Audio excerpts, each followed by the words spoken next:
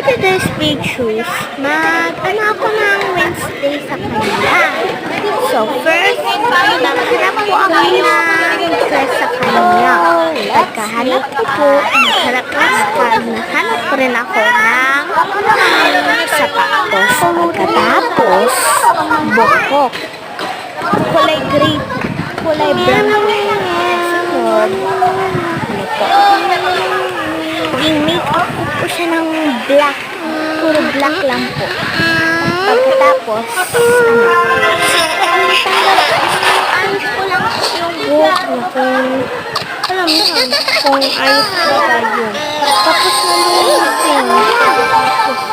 Kaya, so i-download ko na po yung concealer. Thank you. Bye-bye.